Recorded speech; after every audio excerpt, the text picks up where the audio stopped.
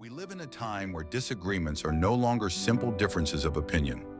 More and more, they turn into hostility, polarization, and even violence. The question is this: what happens when hatred rises above humanity and people begin to rejoice in the suffering of others?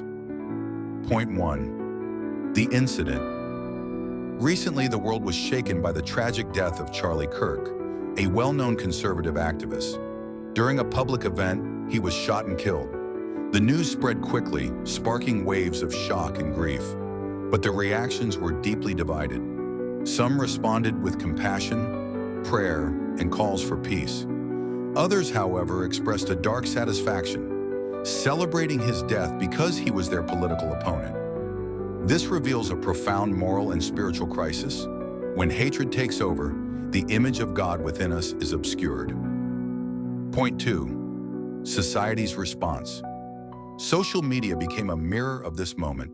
Words of solidarity mixed with anger, accusations, and even celebration of the tragedy. Instead of unity in the face of death, we witnessed deeper division. A part of humanity chose to rejoice over the suffering of another human being. And point 3, a Christian perspective. From a Christian point of view, this dark joy is not just inappropriate, it is sin.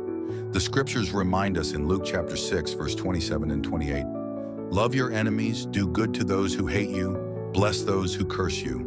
And the Apostle James warns us that where envy and selfish ambition exist, there is disorder and every evil practice.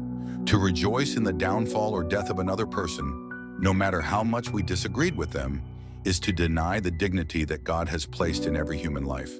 Point 4, the Christian call. The message of Christ remains the same. Choose the way of love, even when the world urges hatred. Learn to weep with those who weep. Resist the temptation to wish harm on anyone. And embrace forgiveness, not as weakness, but as strength. Conclusion. Today, each of us must ask a simple but crucial question. How do I respond when I hear about the suffering of an adversary?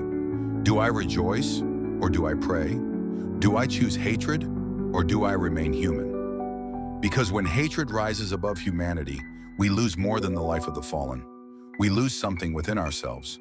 But when we choose love, even in the midst of tragedy, we restore hope to the world and reflect the image of God within us.